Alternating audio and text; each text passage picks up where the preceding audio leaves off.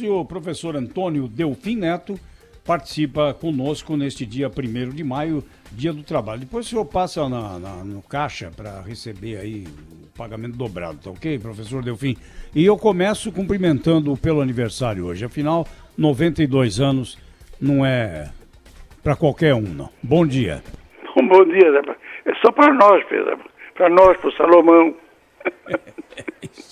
Professor Delfim, vamos falar de um assunto que surgiu agora na ida do ministro Paulo Guedes, a comissão mista do Congresso que discute as medidas para combater o coronavírus, que é a emissão de moeda. A gente lembra isso há muito tempo atrás, anos 50, 60, né, que se falava de fazer funcionar a guitarra. A guitarra era a máquina, né, de imprimir dinheiro. Como é que o senhor vê essa questão? Porque o secretário da Fazenda de São Paulo, ex-presidente do Banco Central, o ministro da Fazenda, Henrique Meirelles, é a favor. Mas o atual presidente do Banco Central, Roberto Campos Neto, vê com alguma desconfiança essa solução. Como é que o senhor vê isso, hein? O ministro não disse nem sim nem não. Ele disse que economista não tem dogma. Não, deixa eu lhe dizer uma coisa. Eu acho que, na verdade, isso já está acontecendo. Quando você emite papel do Tesouro e guarda no Banco Central, o Banco Central está emitindo moeda. O que o Roberto Campos Neto está dizendo é o seguinte: a própria Constituição exige, ou acho que impede a emissão direta. O que o Guedes está pedindo, na verdade, é o seguinte: vamos emitir sem registrar como dívida. Isso é uma coisa, hoje, eu até acredito que, eu não estou bem lembrado, mas eu acho que tem uma restrição constitucional. De fato, já está acontecendo isso. De onde vêm esses recursos todos? Da maquininha. Como é que você está fazendo essa transferência de renda? Na verdade, eu acho que o Guedes explicitou o que já está acontecendo, que a solução é distribuir dinheiro por helicóptero. O helicóptero vai passando na cidade e jogando nota de 100. Como nós estamos com uma deficiência de demanda gigantesca, isso causará um efeito inflacionário muito pequeno. Zé, nós estamos numa situação muito delicada. Uma situação em que o economista pode falar com certeza muito pouca coisa. Se você me permitir um minuto, eu queria explicar. Nós já tínhamos uma redução da demanda global desde do governo da Dilma. Nós ficamos com um desemprego de 11 milhões de pessoas, que aquilo significava o quê? O que potencialmente poderia ser produzido, mas não era. Portanto, a demanda estava muito baixa. Quando entrou o coronavírus, a demanda caiu mais ainda. Mas enquanto a demanda era baixa e a oferta era normal, as coisas caminhavam. Quando veio o coronavírus, a oferta global também caiu dramaticamente.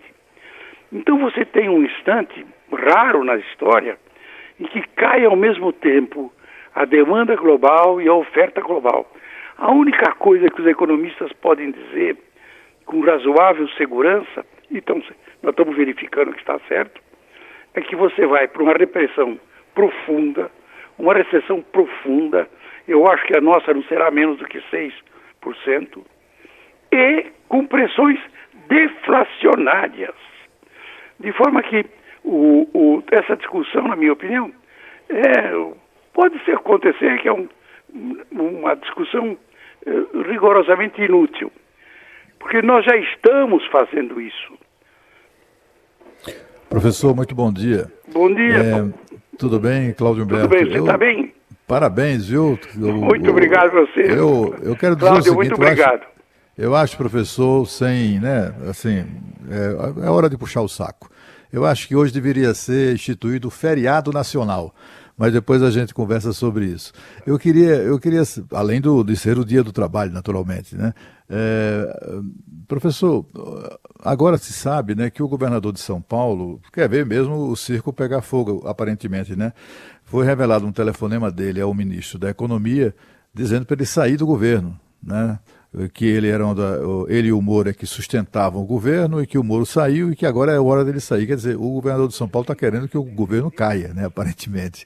Então eu queria saber do senhor o seguinte: o senhor também aconselharia isso ao ministro da Economia, vazar? Isso é uma coisa escandalosa. Deixa de dizer, o oportunismo político é uma tragédia. Eu vou dizer, eu tenho dificuldade de acreditar numa coisa como essa, porque de uma imprudência e de uma traição, eu diria mesmo, que é quase inconcebível. Professor, mas a coisa está por aí mesmo, né, professor? Tá feia mesmo. Vai, Rafael. Mas o que eu digo é o seguinte: essa gente, em vez de ajudar, está prejudicando tudo.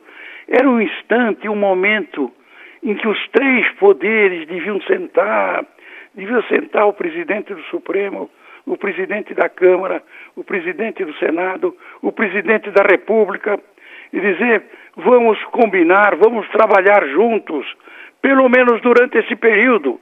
Terminada a coronavírus, vocês façam o que quiserem. Mas enquanto esse período, não ajudem a perturbar, porque nós estamos tratando de vidas.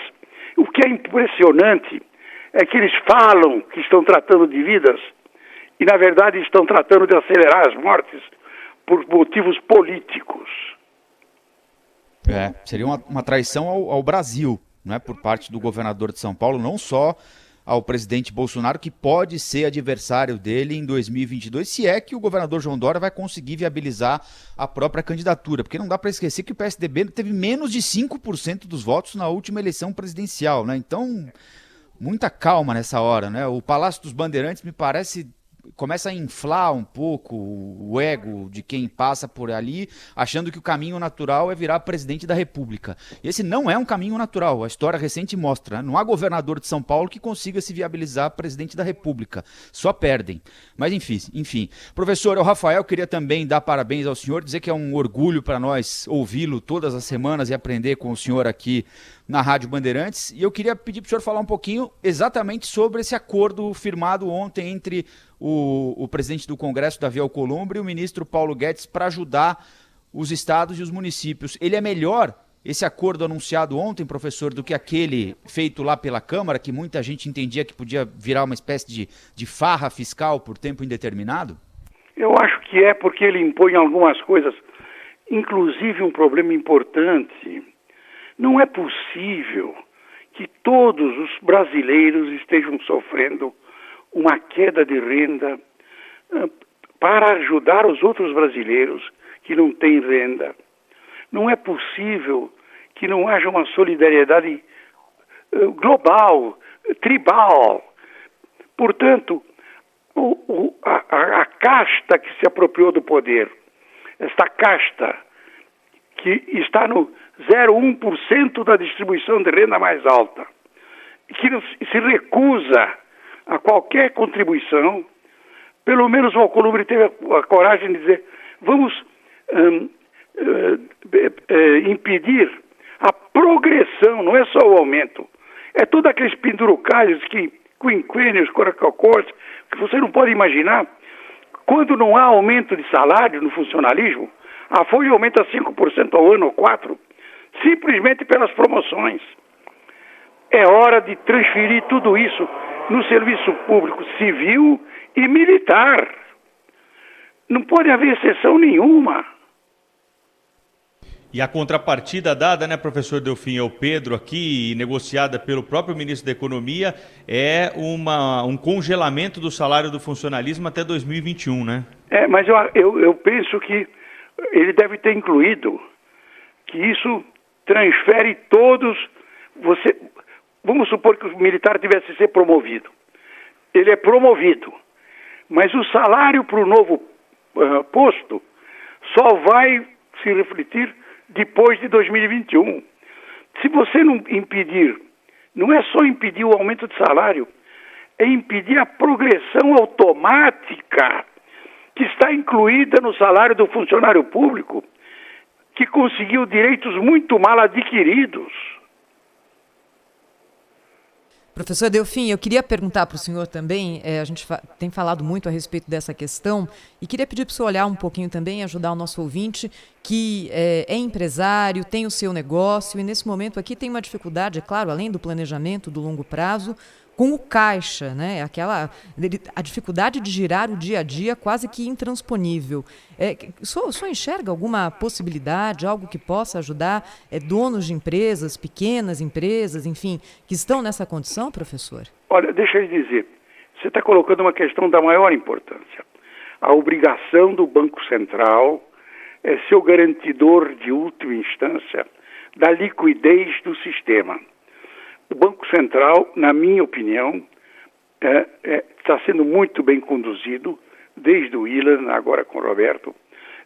Eu acho que é preciso colocar essa questão, porque a intenção deles é financiar.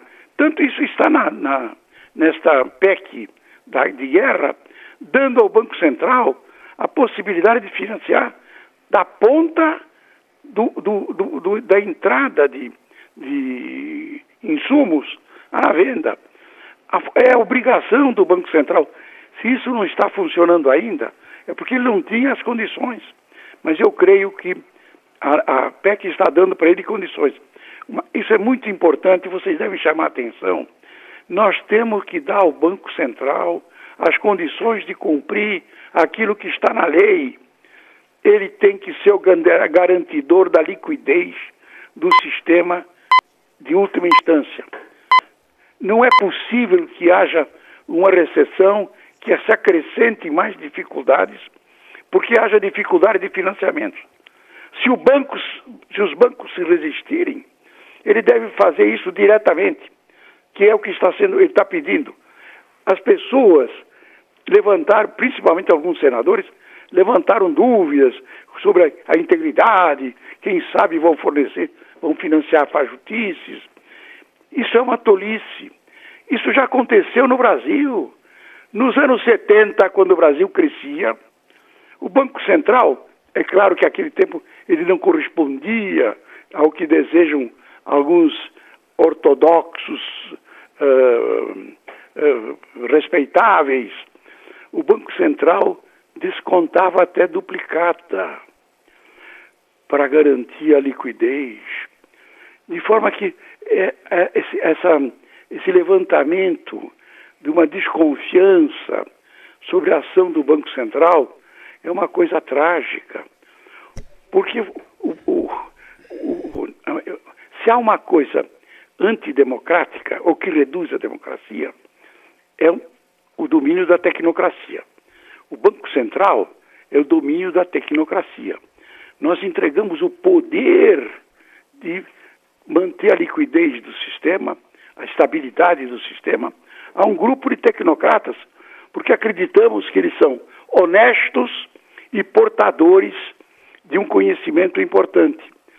Quando eu levanto dúvidas sobre o meu Banco Central, eu, na verdade, estou cometendo um suicídio. Professor Delfim, a minha última pergunta aqui. E o câmbio, hein? A quanto nós vamos? Tem gente falando aí que o câmbio vai chegar a R$6. O que significa isso no pós-pandemia?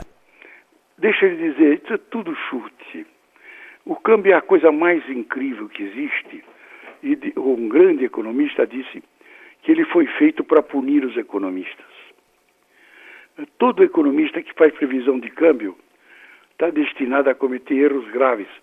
E eu posso dizer isso por experiência. De forma que o que nós temos... Se você me permite um minuto, nós tivemos até pouco tempo as condições, pela primeira vez na nossa história, as condições para ter um câmbio livremente flutuante. O Banco Central está tentando defender a continuidade dessas condições. Onde o câmbio vai, não é desejo de ninguém. Ele depende das expectativas, da capacidade do agente, do ator, convencer o paciente de que vai acontecer isso ou aquilo. Ele depende de expectativas, de forma que não se pode imaginar ou dizer o câmbio vai... Eu poderia dizer, o câmbio vai chegar a 70. E daí? Aí seria o Bolsonaro, mas eu não diria e daí. O que acontece é puro chute. Quer dizer que isso daí é chute? Qual deles?